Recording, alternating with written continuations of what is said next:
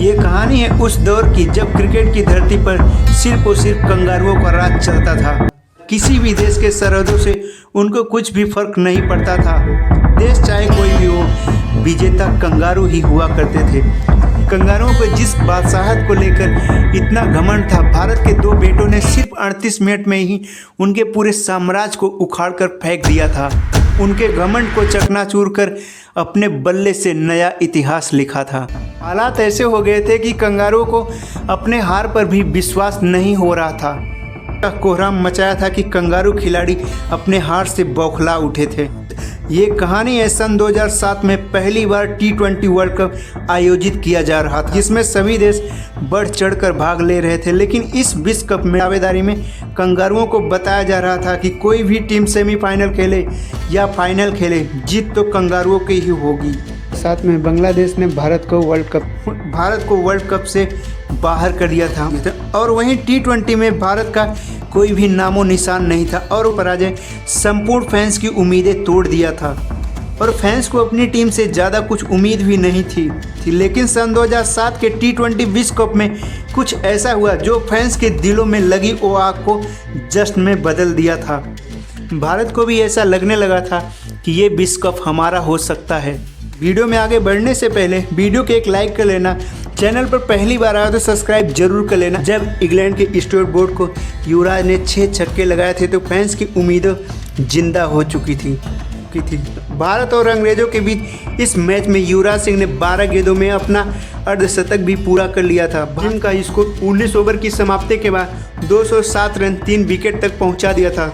युवराज सिंह ने 16 गेंदों में 58 रनों की एक तूफानी पारी खेली थी। भारत को मजबूत स्थिति में ला खड़ा कर दिया था।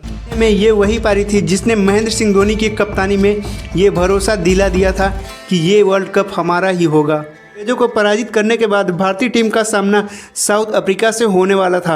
ये मुकाबला तय करेगा कि भारत विश्व कप के सेमीफाइनल में पहुंचेगा या यहीं से भारत अपने घर वापस लौट जाएगा। नहीं खेल रहे थे, भारतीय टीम थोड़ी कमजोर दिखाई दे रही थी। मुकाबला शुरू होता है। भारतीय टीम ने पहले बल्लेबाजी करते हुए 153 रनों का लक्ष्य साउथ अफ्रीका के सामने खड़ा कर देता है। वो साउथ अफ्रीका जिसका नाम ही चौकस है, वो क्या इस लक्ष्य को चेस करेंगे। भारतीय गेंदबाजों ने शानदार गेंदबाजी का नमूना पेश करते हुए साउथ अफ्रीका को 37 रनों से परास्त कर दिया था। भारत सेमीफाइनल में पहुंच चुका था। सेमीफाइनल का यह मुकाबला सबसे बड़ी टीम के सामने था।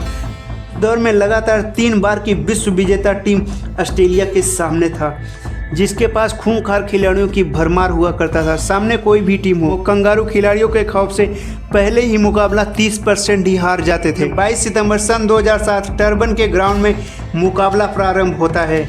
भारत ने टॉस जीतकर पहले बल्लेबाजी करने का निर्णय लिया। भारतीय सलामी जोड़ी के रूप में सहवाग के साथ गौती की जोड़ी मैदान पर आ चुकी थी। सामने उस दौर का सबसे खतरनाक गेंदबाज ब्रेट ली था। उसके सामने रन बनाना तो दूर, क्रीज पर खड़ा रहना भी मुश्किल हो रहा था।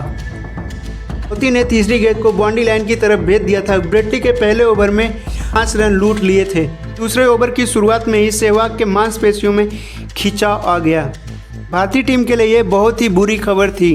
5 ओवर की समाप्ति के बाद भारत का स्कोर 26 रन था। 6वें ओवर की पहली गेंद को सहवाग ने एक शानदार चौका लगा दिया। यह सहवाग के बल्ले से ये निकला यह पहला चौका था। कंगारू गेंदबाज क्रोध से लाल हो उठा था। उसकी अगली गेंद पर सहवाग गिलक्रिस्ट के हाथों कैच आउट होकर पवेलियन लौट रहे थे।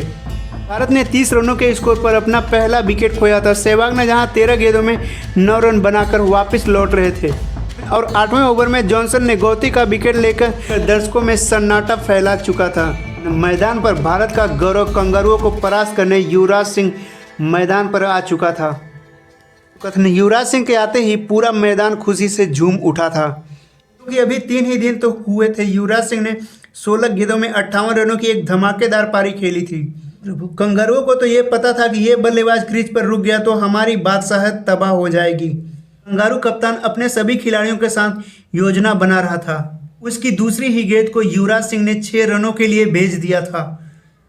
कंगारुओं ने अपने सबसे खतरनाक गेंदबाज को बॉलिंग अटैक पर बुलाया, लेकिन युवराज सिंह का ये तूफान रुकने का नाम नहीं ले रहा था।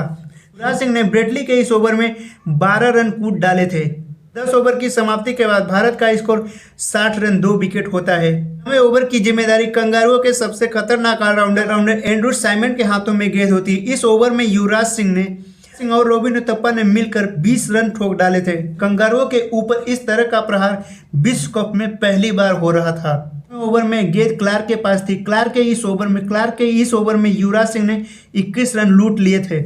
युवराज सिंह ने सिर्फ 20 गेंदों में अपना अर्धशतक भी पूरा कर लिया था। अपने गेंदबाजों की यह धुलाई देखकर कंगारू कप्तान ने अपने सबसे बेहतरीन गेंदबाज को बॉलिंग अटैक पर बुलाया। जॉनसन के 2 गेंदों पर उथप्पा ने लगातार 2 छक्के लगाए और फिर वो रन आउट होकर पवेलियन वापस लौट रहे थे। 28 गेंदों में 34 रनों की एक जुझारू पारी खेली थी। के जाने के बाद भारत का वो कप्तान महेंद्र सिंह धोनी मैदान पर आ चुका था। 18वें ओवर में युवराज सिंह भी अपना विकेट देकर पवेलियन वापस लौट रहे थे। 18वें ओवर में जब युवराज सिंह का विकेट गिरा तब तक युवराज सिंह ने कंगारुओं के साम्राज्य को उखाड़ दिया था। इस मैच में युवराज सिंह ने 38 मिनट तक मैदान पर रहे लेकिन कंगारुओं की बादशाहत को खत्म करने का मंजर साफ कर दिया था। युवराज सिंह ने 30 गेंदों में 70 रनों की एक यादगार पारी खेली थी। धोनी ने भी कुछ बड़े शॉट लगाए और 18 गेंदों में 36 रनों की एक तूफानी पारी खेल डाली थी। युवराज सिंह के धमाकेदार पारी की बदौलत भारत ने 189 रनों का लक्ष्य ऑस्ट्रेलिया के सामने खड़ा कर दिया था।